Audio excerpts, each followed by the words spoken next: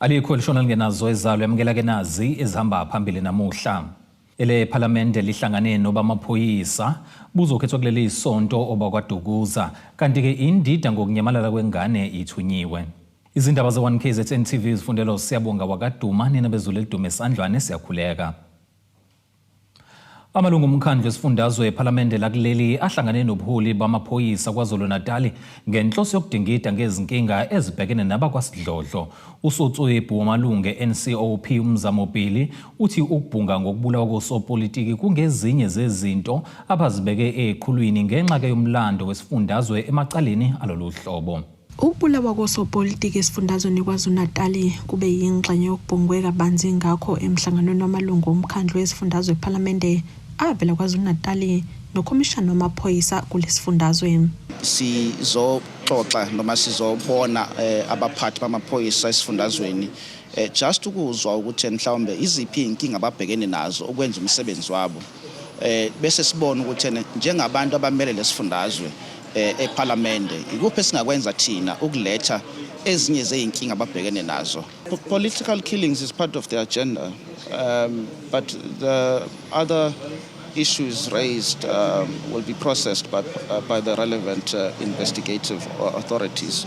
But we are going to talk about the killings of politicians in the province. It's a concern, it's a big problem. We're going to discuss it. Sekungumlando ukuthi ukomishana wamaphoyisa KwaZulu-Natal uNhlanhla Mkhwanazi wageqa amagula kuhle komuntu obuya kobhula nalapho ke ayendlala ngamahlazo athinta ubugebengu ofakeke nabaholi emaphoyiseni noholeleke ekutheni kumiswe ungqongqoshe wamaphoyisa kuleli kanye ke nabanye.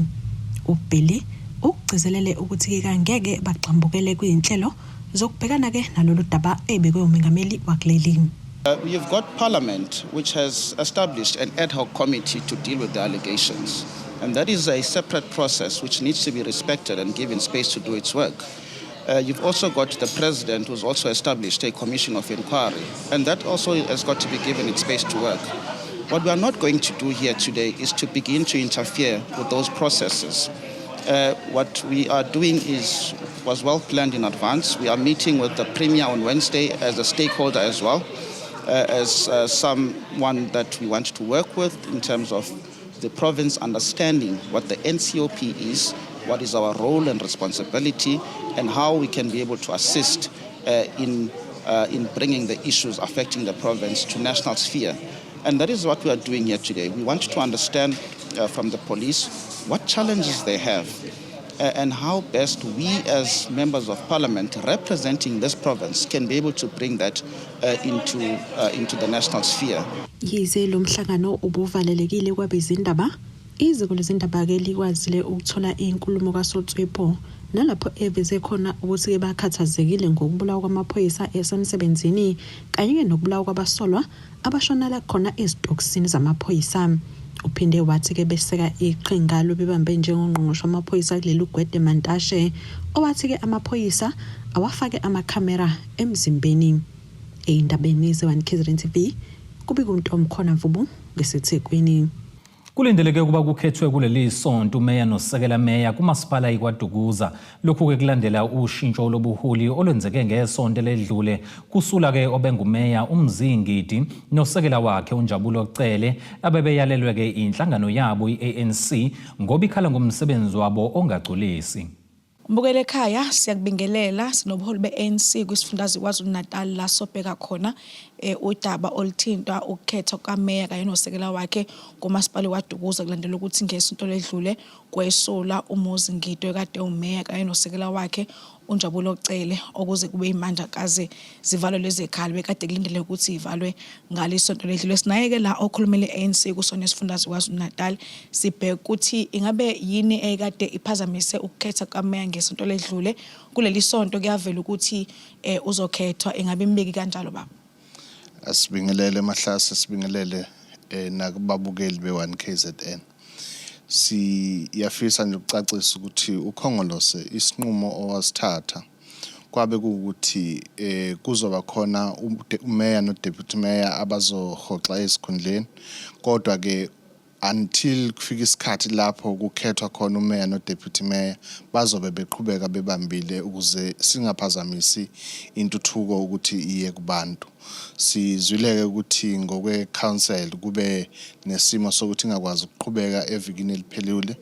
Inqumo zangaphakathi kwi-council esingafisa ukuthi sigagule njenge-ANC ukuthi kungani bengakwazanga ukuhlala, kodwa thina njenge-ANC siready ukuthi kungaqhutshekwa wonke ama-processes ami ngomumo. Siyafisa ukuthi i-council ikwazi ukuhlala sikwazi ukuthi sikhethe umeya no deputy mayor omusha. Mahlase kulo amasipala ngizokuveza nje ukuthi silokwadlula emhlabeni ubaba uRicardo Mthembu. Akubonakala uzinzo lungekho ikakhulukazi mawubheka ngakhona ekuziphatheni komeya bonke abasike bangena baphuma ngasekuhle sisobala naye obekade replace uyena uNgidi. Asiveze ukuthi msakazi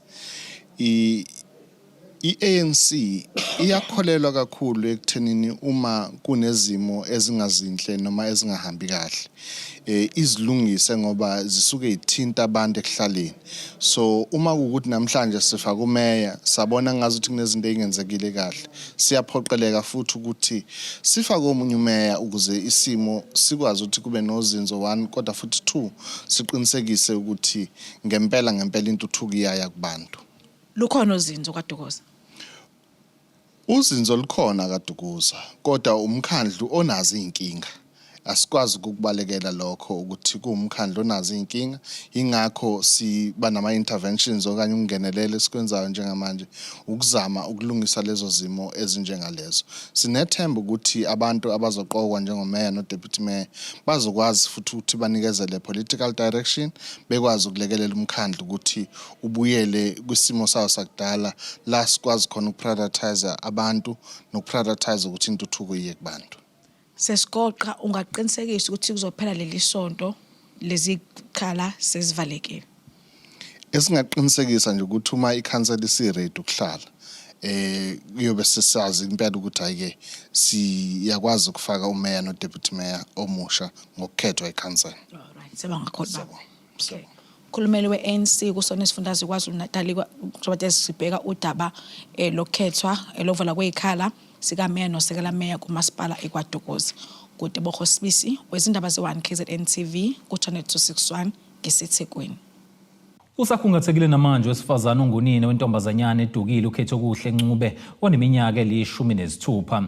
Uphindile Mthiyane waseMbabe kwesakamthethwa uthi indodakazi yakhe yagcina ukubonakala ngoLwesine ngesonto ledlule ngesikhathi eyithume esitolo esisendaweni.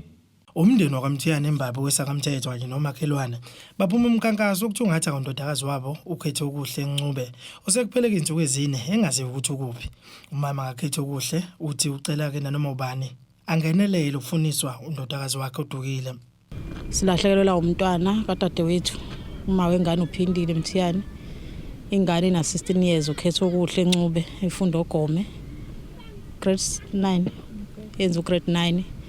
Lahle ngoLosine ntambama ezikhathi zabo 6 iphuma esitolo iqala kancane isitolo singaseduze wasekhaya iqala kancane iyothenga idatha nje ayibuyanga ke kusuka ngoLosine until kuzobe manje siyabheka nje nanombani obonayo nozwayo ama-post sicela sitshengise umkhondo wengane insuku seziningi kakhulu. Siyacela nje umndeni ihlobo abangani umphakathi wonke nje kwamthethwa nanoma ngaba yisekho ke la kwamthethwa kodwa ubonayo nje sicela besinike umkhondo besifonele uthi indawo bayakhele azivamile ke lezi igameke ezifundzeke lezi zokuthumba. Lokhu nje kusethuse kakhulu futhi uma ubuka indawo ukuthi uyithathe kuyona sincane kakhulu isikhali isuka nje lapha ibheke ekhaya ukuthi sengalahle kumuntu.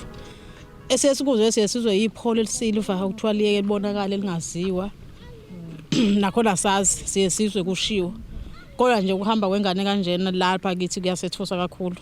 Yasethusa kakhulu nanombani nje oswayo sicela ukulekelelwa kakhulu ngoba sesicingile amahlathi onke sesicingile amaphoyisa ke nawo namanje sawalindile namanje lokhu areportelwa ngesabatha namanje siwalindile asitshena ukuthi manje izinja isemzingazi kodwa kulomenzile bayasaza basikhohliwe bebethe sovuka ngabo ngo7 ekseni but aze befike sebeyaxolisa ukuthi bakwazi ukufika manje basawulanda uTaku lwemzingazi mabe somzingazi bazosakithi Alikho ihlathi esingalingenile manje nathi asisazi ke manje. Asisazi nje. Njengoba kumndeni uthi usuqale kumkhankaso ukuthi ungatha kondodakazi wawo, uthi usuqala nokuphelwa ke ithemba lokumthola esaphila. I-location isize yacisha ifoni yengane bilokhu isikhomba isiqale yasikhomba uma ubheka kombonambi sabuya khona izolo sathola namaphoyisa siphekezela nakhona futhi sicinga ngapha ko D7 lezi indawo konke. Hayi lize la shona izolo sabuya sikhathele sudaka namhlanje lokho kusile nje. Siyavundla ithemba liya ngokuphela ke manje ngoba ngangcobe kuthiwa kunomkhondo. Ukuthi thiwa manje umkhondo awukho nje kuthulekile nanokuthi kube amaphoyisa sezaphuma izinja ngabe sesinakho ukuthi cha sesihlulekile ke manje asazi njengamanje ukuthi next step sothini masithi siqala ukuthi asazi yabo nje manje sekuphele khona ukwethemba ngoba asazi kodwa siyafisa kuvulwe icala lodukile station samaphoyisa kwaMbonambi ukuze kuqaliswe ukuphenya ezindabeni ze1 KZN TV kube inkosenhle Mthembu kwesakamthethwa eMbabe. Ihhovisi likaNdunankulu esifundazwe saKwaZulu-Natal uThami Ntuli liphoqeleke ukuba liphendule izinsolo ezenziwe iqembu lomkhonto wesizwe zokusetshenziswa kwemali yabakhokhi bentela ngendlela engafanele.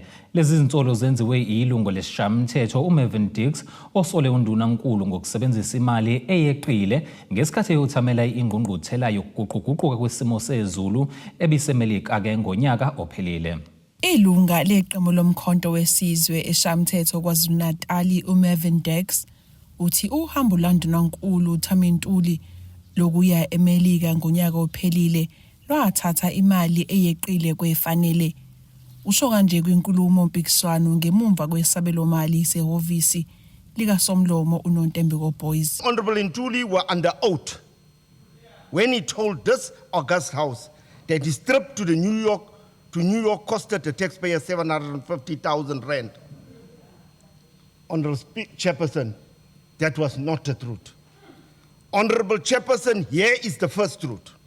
Honorable Ntuli's trip for himself personally cost the taxpayers a staggering 970,323 rand 30 cents.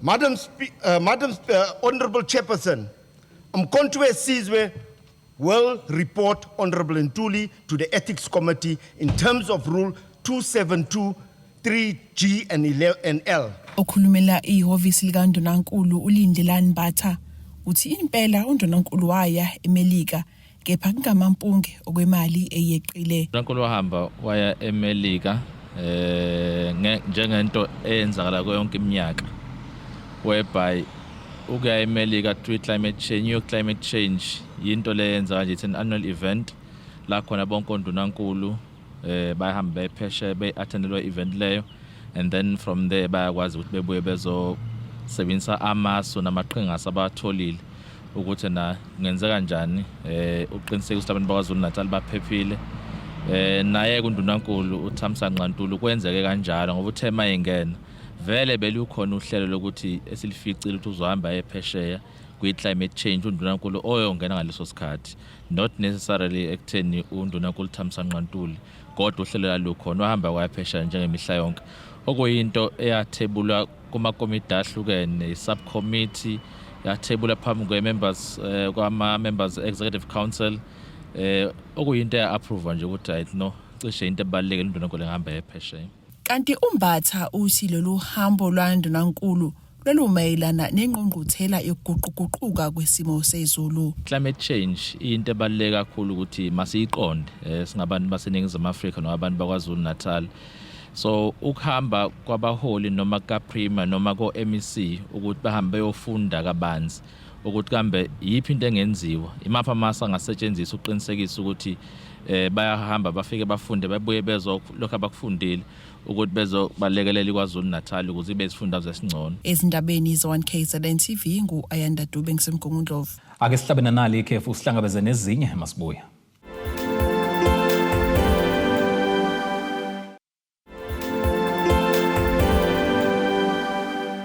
Ake sikubingelele siphinde sikwamukeleke ukuthi usanda kubukela izindaba zethu nazi ihloko zamba phambili namhlanje.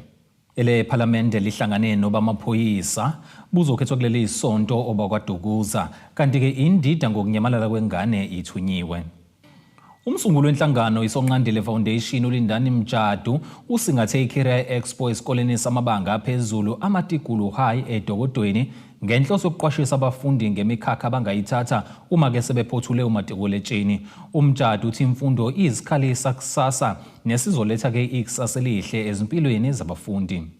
Ukudluliselwa kolwazi kubafundi ngemikhakha abangayithatha uma bephothula umatikuletsheni enye yezinto ezibalulekile njengoba abanye babafundi bayaye bagcine behleli emakhaya ngenxa yokuthi abazange bafake izicelo zokufunda kwizikhungo zemfundo ephakeme kusanesikhathi. uLindani Mjadu waseDokodweni weSonqandile Foundation uvakashele lesikole amaTigulu High ukuzobanikeza ngolwazi. Nje iyouth iyayekelela abanye nje uthola ukuthi umuntu uyafunda afika matric aphase kodwa manje aka-applyanga akazi no CEO so ulwazi alukho.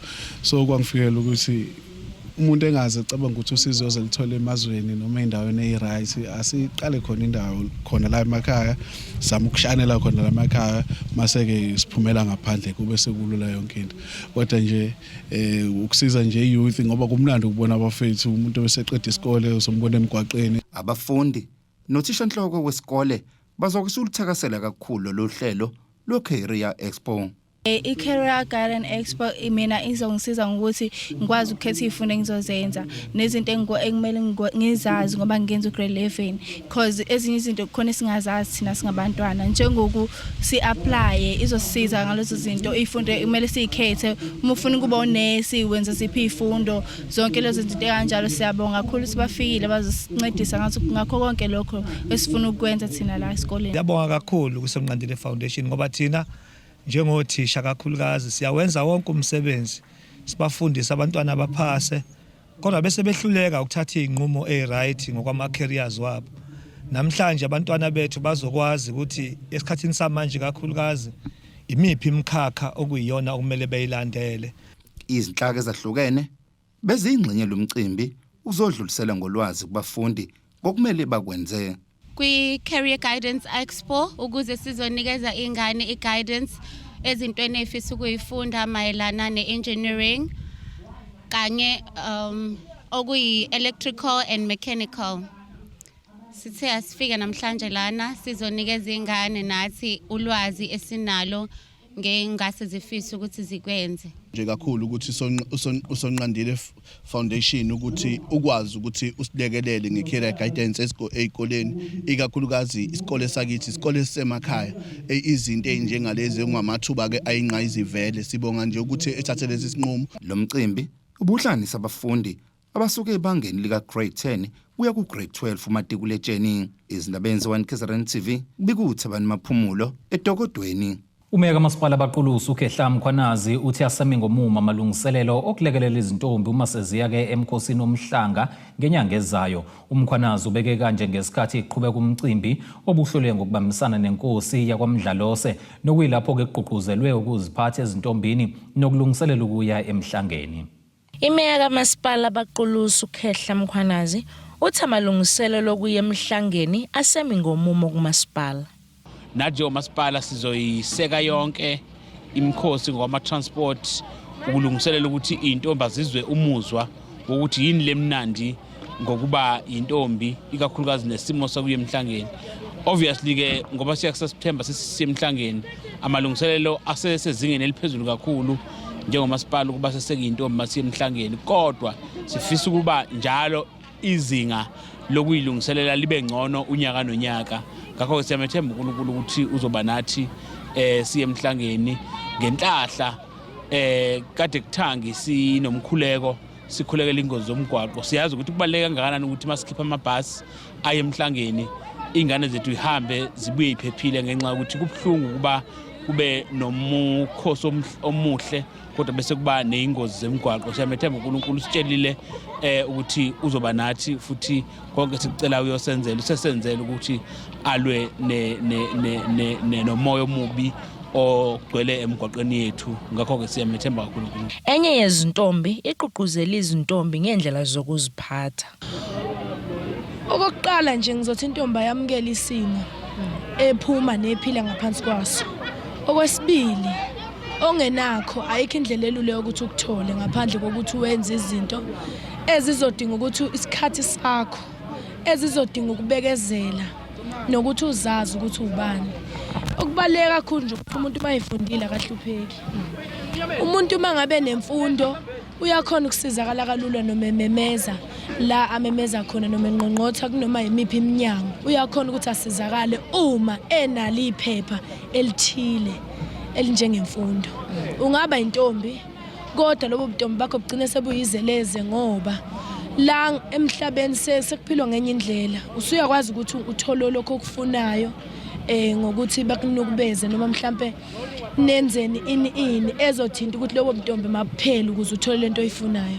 Kanti inkosi yesizwe sakaMdlalose iveza ukuthi lokhu kuyabagqugquzela njengabazali ukuba bekwazi ukuqeqesha izingane zabo ngezindlela zokuziphatha. Ngiyagqugquzela nentombi engingazange iphumelele namhlanje ngoba ngeke ngasho lapha ethendeni ukuthi kunentombi engayiboni kodwa ngiyoma ngiyazi ukuthi ziningi intombi la kaMdlalose ekhona kodwa kade zingekho namhlanje. So lezi ebengade ngizingekho ngiyagqugquzela ukuthi ziye emhlangeni.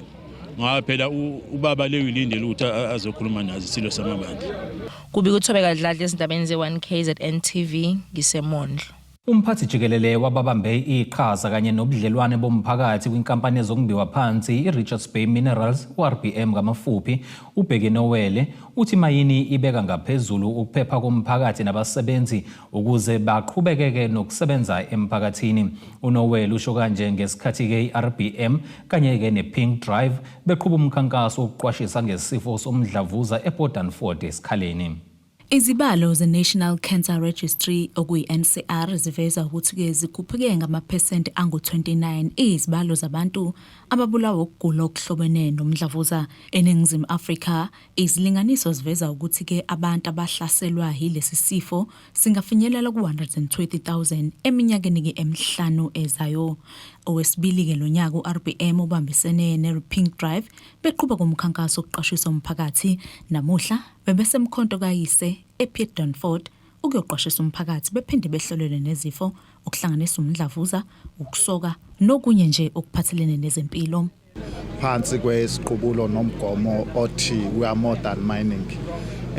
Kusho ukuthi uma ngaba kusetshenziswa kulemisebenzi kulemihla namhlanje umsebenzi sayike konje ukuthi sikhiqize nje kuphela kodwa sinalo ukuthi sibeka phambili indaba yokuphepha nokuphila ngoba uma ngaba unabasebenzi abangaphephile nabangaphilile kusho ukuthi ayikwazi ukuthi iqhubekeke inkampani nokukhiqiza. Nenkolelo yokuthi ezinye zalezi zifo uma isheshe itholakala emzimbeni ziyakwazi ukuthi zicontroleke zilapheke.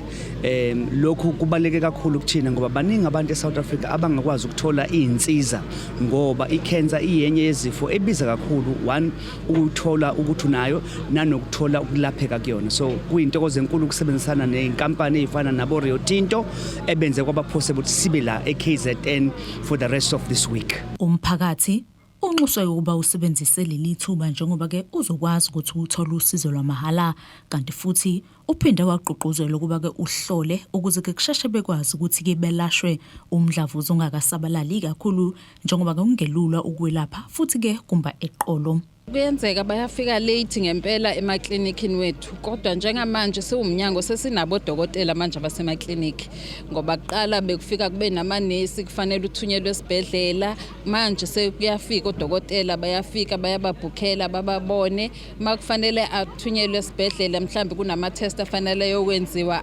bayawahambisa baze baye up to bayofika eThekwini ezibhedlela eziseThekwini siyaba transporta ke futhi ngeimoto zethu zake department mabezoya koThekwini lapho then bayenze baqala treatment abafanele bayiqale and kuyenzeka baphila isikhathi eside futhi akusho ukuthi mosusu kune cancer usuzoshona kodwa ke sithi siqhuqhubezela ukuthi umuntu asheshe afike emtholampilo mayisheshe wafika kulula ukudila nayo ngoba ziningi indlela zokudila nayo ngoba kokunye ke siyasusa isicubu somzimba leso kudepend ukuthi isihambe kangakanani emzimbeni. Usizo lwezempilo lwahlukene belukhona njengoba bebesoka bephinde beqhuquze nalabo abangayidli imishanguzo yabo ukuba babuye emtholampilo yangakubo bethathe imishanguzo yabo ukuhlolela BP, oshukela nokunye nje okuningi. Lezi ke izindaba ze-1 KZN TV nginguSamgeliswe Ngqulunga ngisePort Danford esikhaleni. Ake siphinde futhi sihlabena nale linye ikhefu sihlangabeze nezinye masibuya.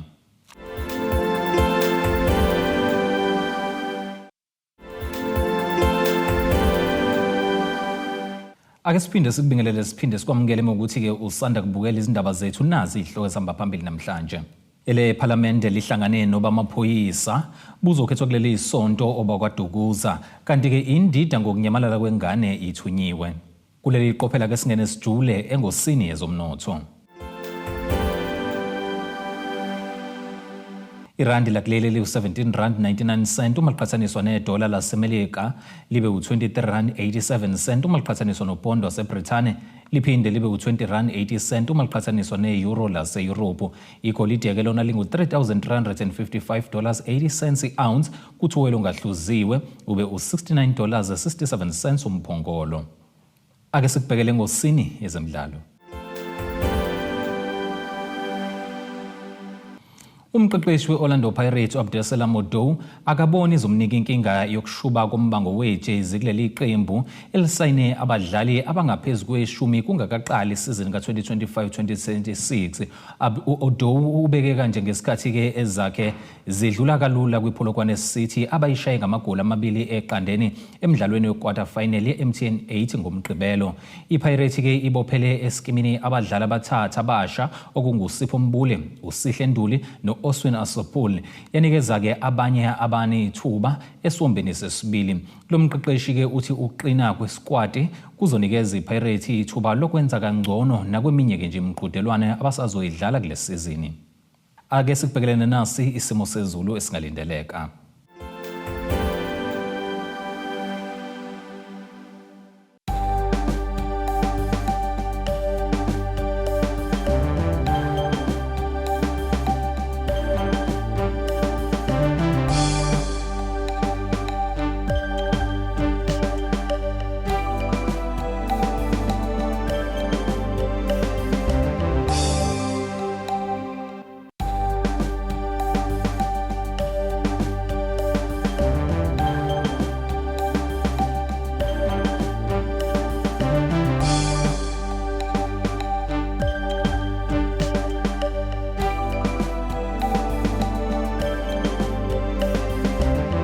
Zulumnyama undlela zimhlophe ngiyaziguqisa ke nokho bese kuphathele zona namhlanje sihlangabeze noma kanjani futhi kusasa ngesikhathi esifanayo. Abethuli bethu bezindaba baxhaswe iThulis Bayview Bridal. Ungabashayela kulezi zinombolo ezivelile